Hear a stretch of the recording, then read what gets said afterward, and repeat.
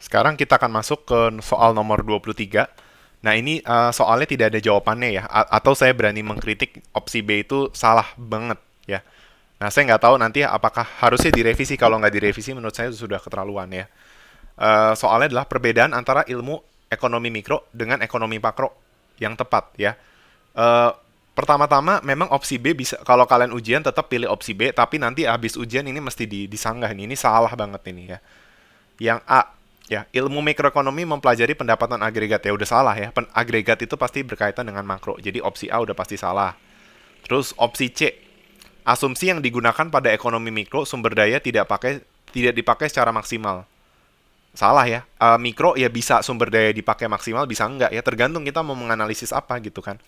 Kan misalnya kalau menganalisis kurva PPF itu berarti kan misalnya kita menganalisis perekonomian sepanjang kurva PPF ya, berarti asumsinya sumber daya dipakai secara maksimal. Tapi kalau kita mau menganalisis kombinasi produksi yang berada di bawah kurva PPF itu berarti nggak optimal. Jadi itu udah pasti salah. Ya, sama makroekonomi juga nggak harus tenaga kerja penuh. Ya, bisa bisa nggak penuh juga ya. Oke, nah terus yang D, harga adalah penentu utama di ilmu ekonomi mikro, sedangkan pendapatan di makro salah ya. Nggak ada kaitannya, mau bisa bisa harga bisa pendapatan tergantung konteks yang kita pelajari. Terus yang E itu juga jelas salah. Cakupan ilmu ekonomi mikro itu adalah teori pendapatan, pekerjaan, pertumbuhan ekonomi, dan inflasi. Nah, salahnya di mana? Salahnya di ini. Pertumbuhan ekonomi itu pasti bicara tentang agregat. Ekonomi secara agregat atau secara keseluruhan. Inflasi juga sama, pasti bicara tentang ekonomi secara keseluruhan. Jadi udah pasti salah. Nah, terus makroekonomi juga penentuan harga barang ini lebih ke mikro. Nah, kalau kesejahteraan masyarakat ini bisa mikro, bisa makro ya. Tergantung kita lihat dari konteks apa. Banyak orang mengklasifikasikan kesejahteraan masyarakat tuh masuk ke makro. Padahal nggak selalu ya. Kalau bicara kesejahteraan masyarakat itu bisa merujuk pada mikro, bisa merujuk pada makro. Jadi nggak harus ini. Tergantung kita lihat dari apa. Misalnya kita mau melihat bagaimana dampak perubahan pendapatan terhadap kesejahteraan. Nah, itu pasti mikro tuh, pendapatan individu. Tapi kalau kita lihatnya bagaimana dampak pertumbuhan pendapatan per kapita terhadap kesejahteraan, atau bagaimana dampak menurunnya pengangguran terhadap pendapatan per kapita yang berpengaruh terhadap kesejahteraan masyarakat. Nah, itu pasti makro. Jadi tergantung ya, kesejahteraan masyarakat tuh cakupannya bisa mikro, bisa makro. Ya. Harga barang, kalau harga barang aja itu mikro, tapi kalau harga barang secara agregat itu makro. Oke. Nah, memang betul sih A, C, D, E itu udah pasti salah. Sehingga kalau nanti ujian bisa milih opsi B. Dan mungkin beberapa dari kalian yang tidak mengerti bedanya mikro makro, atau sebenarnya nggak harus, bukan karena nggak ngerti. Cuma sayangnya kalian mungkin tidak belajar ekonomi secara komplit. Jadi sebenarnya kan kalau ekonomi aktuaria ini rada-rada nggak jelas menurut saya ya. Dibilang menyelesaikan semua materi pengantar juga enggak, tapi yang diujikan juga melebihi pengantar juga iya, bahkan kadang melewati mikro dan makro yang pure. Jadi ada ekonomi keuangan dan sebagainya. Jadi saya juga nggak tahu sebenarnya kalian belajarnya sampai mana gitu ya. Tapi yang jelas opsi B ini saya berani jamin salah ya. Tapi kalau nanti ujian tetap pilih opsi B ya. Karena A, C, D, E itu udah terbukti fatal salahnya ya. Yang B mungkin kalian nganggap ini benar nih ya. Kalau ekonomi mikro itu menganalisis nah ini saya juga nggak suka nih, bukan kesetimbangan ya, keseimbangan ya, keseimbangan, kesetimbangan tuh buat kimia ya. Kalau katanya kalau mikro menganalisis keseimbangan parsial dan makroekonomi itu analisis keseimbangan umum. Nah, ini salah. Mungkin banyak dari kalian mikir harusnya bener dong. Kan mikro kan nggak agregat gitu kan. Jadi cuma parsial. Sedangkan makro kan agregat berarti keseimbangan umum. Ini salah besar ya. Kalau kalian kalau kalian mau ya saya bisa kirimkan buku ya, belajar ekonomi mikro intermediate, itu bukunya Nicholson. Nah, jadi, saya akan jelaskan ya, ketika kalian belajar materi market di intermediate di buku Nicholson, itu pertama-tama kalian, mungkin saya jelaskan dari yang belajar consumer behavior dulu ya. Consumer behavior kalian belajar terkait pokoknya preferensi sama utility, ya kan? Terus utility maximization, income effects dan substitution effect ya, sama demand relationship among goods. Nah, ini consumer behavior. Nah, kalau producer behavior belajarnya production function, cost function, dan cost minimization. Terus belajar profit maximization. Ya. Jadi ya production, cost sama profit. Nah, jadi setelah selesai belajar consumer behavior sama producer, baru kalian belajar market. Nah, kalau nanti di buku Nicholson market yang pertama itu kalian belajar partial equilibrium and competitive model. Jadi kalian menganalisis equilibrium secara parsial. Nah, sebenarnya apa yang dimaksud dengan partial equilibrium? Partial equilibrium itu adalah analisis untuk satu komoditas pasar, satu komoditas barang. Jadi misalnya kamu ingin menganalisis bagaimana dampak keberadaan pasar kapas.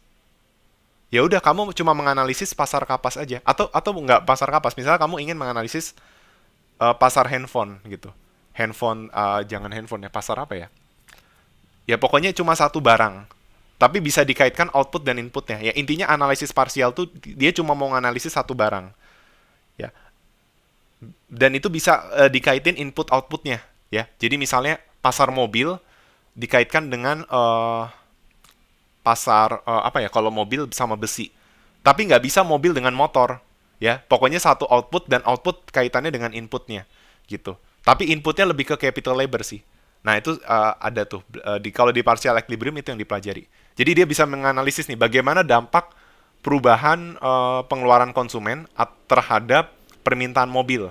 Bagaimana dampak peningkatan harga besi terhadap profit dari perusahaan mobil. Nah, itu analisis parsial. Dia cuma menganalisis satu pasar atau ya satu pasar, yaitu pasar mobil ceritanya. Mobilnya mungkin spesifik, misalnya mobil SUV gitu ya. Mereknya apa gitu. Nah, atau pokoknya satu barang aja ya, itu partial equilibrium. Tapi kalau general equilibrium, dia menganalisis lebih dari satu barang secara simultan. Jadi misalnya uh, mobil dan motor ya. Atau yang berkaitan dengan hubungannya saling mensubstitusi gitu. Misalnya ayam dan kambing, ayam dan bebek, bebek dan kambing. Nah, itu analisis keseimbangan umum. Misalnya kamu mau ini adalah keseimbangan di pasar ayam, ini adalah keseimbangan di pasar kambing. Nah, kalau analisis general equilibrium itu dia bisa menganalisis bagaimana dampak misalnya gara-gara jadi kambing tuh ada kelangkaan sehingga si kurva supply-nya tuh bergeser. Jadi kayak gini nih. Nah, tapi kan konsumennya tetap sama nih ceritanya. Ya, intinya mereka harus makan daging ayam atau kambing sama persis. Berarti logikanya apa? Demand-nya akan meningkat gitu. Gara-gara ada kelangkaan di sini. Nah, itu namanya analisis keseimbangan umum karena lebih dari satu barang yang kita pelajari. Di sini juga kita bisa menganalisis bagaimana dampak peningkatan harga input pada pasar kambing terhadap permintaan ayam misalnya kayak gitu. Pokoknya kalau keseimbangan umum itu lebih dari satu barang yang dianalisis keseimbangannya. Dan yang dianalisis itu pasar. Nah, ingat, seringkali banyak orang pikirnya kalau makro yang gede, padahal enggak. Makro itu intinya agregat. Dia tidak menganalisis di level pasar. Ya kan? Saya udah bilang di beberapa video sebelumnya, kalau mikro, yang kecilnya itu, misalnya kalau kita menganalisis supply, yang kecilnya itu firm atau perusahaan. Yang besarnya itu market. Kalau menganalisis demand, yang kecilnya household. Ya. Tapi kalau menganalisis yang besarnya market. Nah, kalau di makro, bisa aja analisis yang besarnya itu negara, country. Tapi yang kecilnya mungkin kita menganalisisnya di level apa? Di level kota ya. Atau mungkin makro itu misalnya close economy sama open economy gitu ya. Intinya tetap aja sekalipun market itu gede, kan mikroekonomi mempelajari tiga hal. Consumer behavior, producer behavior, and market. Maka opsi B ini salah ya. Keseimbangan umum itu dipelajari di mikro. Meskipun di makro memang ada topik tentang keseimbangan umum ya. Tapi tetap keseimbangan umum itu masuknya ke mikro. Karena nanti kalau kalian bisa nanti kalian bisa buktikan ya bahwa ketika kalian belajar ekonomi mikro intermediate di Nicholson, itu tuh nanti setelah kalian belajar partial equilibrium, ini saya ingat ini chapter 12. Di chapter 13-nya kalian akan belajar general equilibrium dan itu buku mikroekonomi. Jadi saya rasa keterlaluan banget kalau sampai soal ini tidak direvisi. Atau tetap ngotot pokoknya keseimbangan umum tuh masuknya ke makro. Salah besar itu. Udah sangat terbukti nggak ngerti ekonomi itu ya. Jadi opsi B ini salah, tapi maksud dari soalnya adalah dia ingin mengatakan bahwa A, C, D, dan E itu salah. Jadi opsi B yang tetap dipilih. Tapi tetap ya, pendirian kita opsi B itu salah karena keseimbangan umum termasuk bagian dari mikroekonomi, bukan makroekonomi. Oke? Jadi kita tetap harus teguh pendiriannya. Oke? Terima kasih.